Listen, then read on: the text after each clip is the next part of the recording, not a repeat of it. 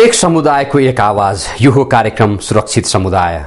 सुरक्षित समाज निर्माणको अभियानमा केन्द्रित कार्यक्रम सुरक्षित समुदायको आजको श्रृंखलामा तपाईलाई स्वागत छ। म सुनिल। दर्शकवृन्द, हिन्दू नेपाली नारीहरूको महान पर्व हरितालिका तीज यसपटक पनि धुमधामपूर्वक सम्पन्न भएको छ।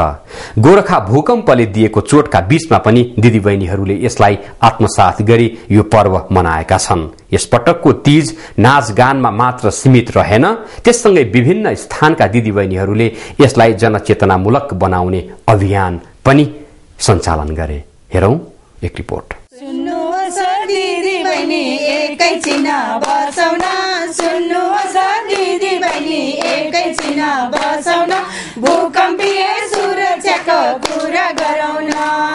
काठमाडौँ महानगरपालिका वडा नम्बर 10 का स्वास्थ्य महिला स्वयंसेवीहरूले यस पटकको तीज यसरी मनाए।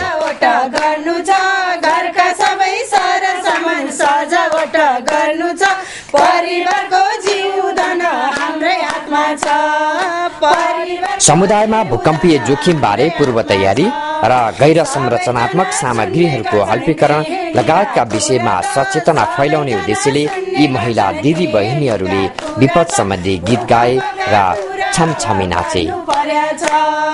भूकम्पका कुरा गर्नु पर्छ, भूकम्पको समयमा खस्ने फुट्ने सामानले, भूकम्पको समयमा खस्ने फुट्ने सामानले धनको क्षति ज्यानै लान सक्छ। यसैले सबैको सामु चाहिँ यस्तै भूकम्पको गीतहरू गरेर केही मान्छेहरूलाई अलिकति अझै पनि केही जागरुक गर्न सकिन्छ कि भनेर भूकम्पको गीत गाउँदै दिदीबहिनीहरूलाई चाहिँ अलिकति सान्त्वनाको सँगसँगै रमाइलो पनि।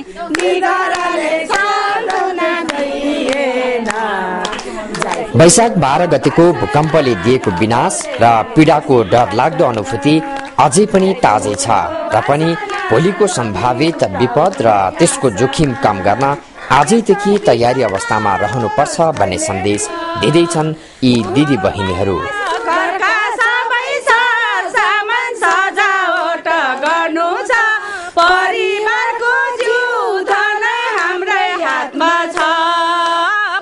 चाडपर्वसँग जोडिएको गीत संगीतको माध्यमबाट मनोरञ्जनसँगै समाजमा सचेतना फैलाउनु आफैमा राम्रो पक्ष हो, जो यस पटकको तीजमा पाइएको छ।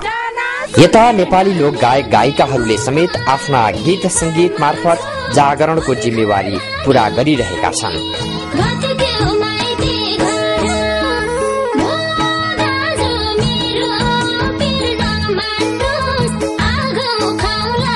गइसकेपछि मात्रै थाहा भयो, हो हामी त यति असुरक्षित बसोबास गरेका रहेछौँ, हाम्रो संरचनाहरू गलत तरिकाले बनाइएका रहेछन्, यो अत्यन्तै गलत रहेछ। अबको पिँढीले त महसुस गरेर अबका संरचनाहरू कमसेकम यो पीडा खपिसकेपछि त त्यसो नगर्ला भन्ने कुरामा म आशावादी छु र म आफू पनि सचेत छु।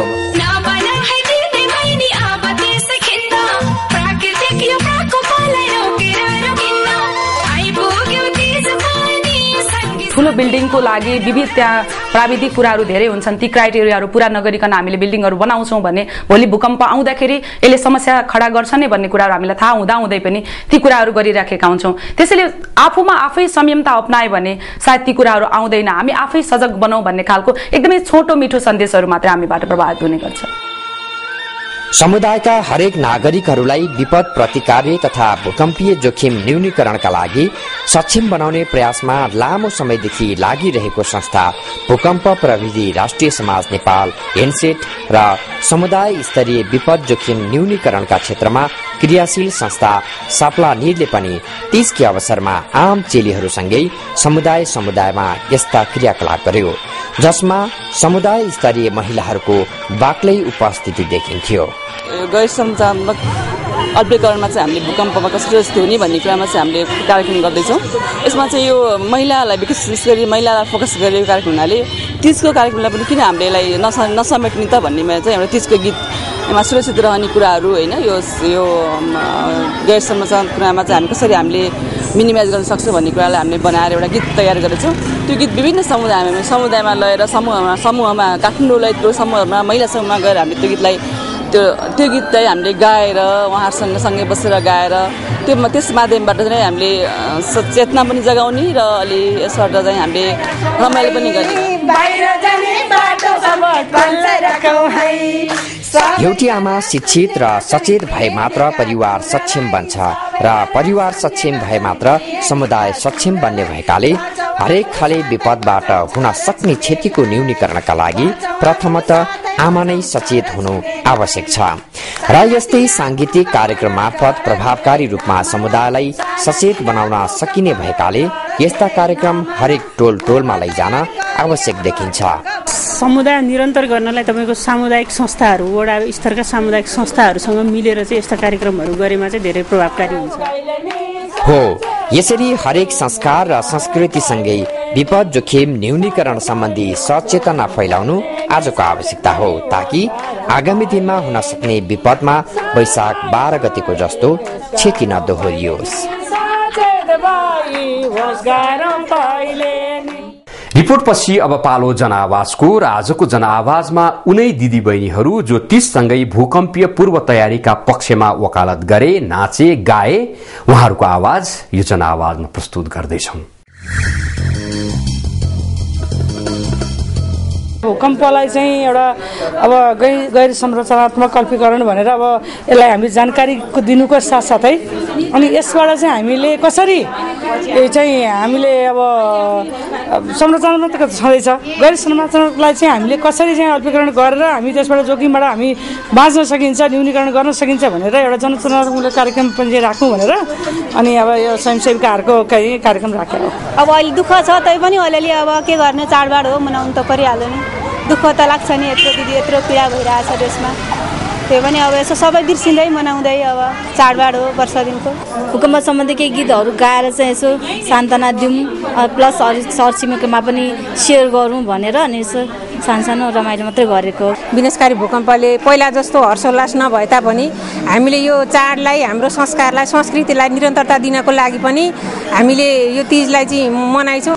यो अब गैर संरचनात्मक वस्तुको यस्तो यस्तो गरेर सुरक्षा गर्नुपर्छ तपाईँहरूले भनेर हामी घर घरमा गएर जनचेतना पनि जगाइरहेका छौँ। पालमुनि बस्यो, टरमुनि बस्यो होइन, त्यति गरेर पनि भएन, अब त्यो सम्झेर त भएन, त्यो नसम्झिकन अहिले तीज मनाउँदैछौँ। जनआवाजपछि अब पालो सन्देशमूलक विश्रामको। ठिक दादा चिया। नानु के भयो? अन्डा अङ्कल, आउनुस् न अङ्कल, मेरो सानको लागि घर बनाइदिनुस् न। हेर नानु, घर बनाउनु अगाडि समतल जमिन अनि बलियो जग हुनुपर्छ अनि घर भनेको सही सामान छानी बनाउनु पर्छ। घरको आकारमा पनि ध्यान दिनुपर्छ। जहिले पनि तलदेखि माथिसम्म उस्तै आकारको घर बनाउनु पर्छ। ल हेर, अब तिम्रो सानो यो घरमा सुरक्षित हुन्छ। धन्यवाद पण्डा अङ्कल। यसरी नै हामीले आफ्नो घर बनाउँदाखेरि भूकम्प प्रतिरोधात्मक घर बनाउनु पर्छ र आफ्नो परिवारलाई सुरक्षित राख्नु पर्छ। विश्रामपछि पुनः स्वागत छ। तपाई कार्यक्रम सुरक्षित समुदायमा हुनुहुन्छ र आज हामी तीज पर्व र यसमा प्रस्तुत सचेतनात्मक गीत संगीतको प्रसंग जोडिरहेका छौं। कार्यक्रममा अब भूकम्प प्रविधि राष्ट्रिय समाज नेपालकी सामाजिक परिचालक ओम कला खनालसँग सहकर्मी मिमराज पाण्डेले गर्नुभएको कुराकानी प्रस्तुत गर्छौं। अहिले भर्खरै हामीले दिदीबहिनीहरूले भूकम्प सम्बन्धी गीत गाइरहेको देख्यौं। कस्तो खालको कार्यक्रम हो यो?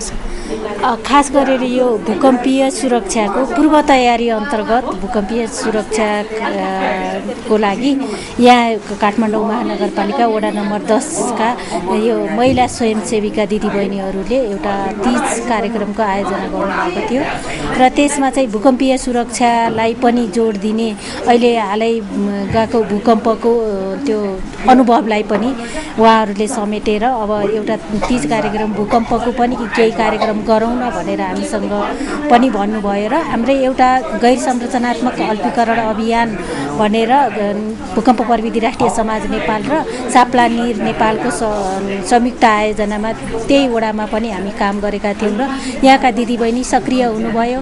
सक्रिय रूपमा उहाँहरूले हामीलाई आइदिनुस् हाम्रो कार्यक्रममा भनेर बोलाउनु आमन्त्रण गर्नुभएको थियो। त्यही कारणले चाहिँ हामी यहाँ आयौँ र भूकम्पका केही गैर संरचनात्मक अल्पीकरण सम्बन्धी गीतहरू उहाँले गाउनुभयो। धेरै खुसी लाग्यो। परिवारलाई सचेत बनाउनलाई एउटा आमाको दायित्व नै ठुलो हुन्छ। यस्ता कार्यक्रमहरूलाई अझै निरन्तरता दिनलाई के गर्नु पर्यो? खास गरेर महिला एउटी महिला सक्षम भयो भने सिङ्गो परिवार नै सक्षम हुन्छ भनेर भनिन्छ। खास गरेर महिलाको ठुलो भूमिका हुन्छ। जति पुरुषहरूले आफूले सुनेको कुराहरू कतिपय अलिकति अन्तर्यामी भएको पनि भेटिन्छ, अलि भावनात्मक रूपमा मात्र कुरा गर्ने खालको, र उहाँहरूले सबै कुराहरू घरमा सेयर गर्न मन पराउनुहुन्न। तर महिलाहरूले पानी पँधेरोदेखि चिया गफदेखि लिएर सबै कुराहरू घरमा गएर छोराछोरीहरूलाई सुनाउने, अनि छोराछोरीहरूले पनि आफ्नो आमासँग अलि नजिक हुन्छन् र आफ्नो आमालाई चाहिँ उनीहरूका कुरा पनि भन्छन्, र बच्चाहरूलाई जुन घरको महिलाले चाहिँ धेरै कुराहरू सेयर गर्नुहुन्छ र बच्चाहरूले त्यो कुराहरू सुन्छन् र बच्चाहरूले त्यो कुरा एप्लाई पनि गरेका हुन्छन्। त्यसैले परिवारमा महिला सक्षम हुनु भनेको एउटा सिङ्गो परिवारै सक्षम हुनु हो जस्तो लाग्छ। भूकम्प प्रविधि राष्ट्रिय समाज नेपालकी सामाजिक परिचालक ओम कला खनालसँगको यो कुराकानीसँगै आजको लागि कार्यक्रम सुरक्षित समुदाय यति नै। हामीले मनाउने यस्ता चाडपर्व र यससँग जोडिएको गीत संगीतमा विपद पूर्व तयारीका उपायहरूका विषयमा यसरी नै जानकारी दिन सक्ने हो भने हाम्रो संस्कृतिसँग जोडिएको सामाजिक जागरणमा महत्वपूर्ण भूमिका खेल्ने देखिन्छ। यसपटक यी दिदीबहिनीहरूले महिला जागरणका लागि जे गरे यो उपलब्धिमूलक छ। अब यसलाई व्यापक बनाउँदै समुदाय स्तरीय तालिमहरूको सुरुवात गरी अघि बढ्न जरुरी छ, ताकि वैशाख 12 को जस्तो भूकम्पीय क्षति अबका दिनमा ननिम्तियोस्। हवस् त, समुदायको सुरक्षामा केन्द्रित नयाँ विषयका साथ अर्को साता पुनः आउनेछौं। आजलाई आज्ञा दिनुहोस्। नमस्कार।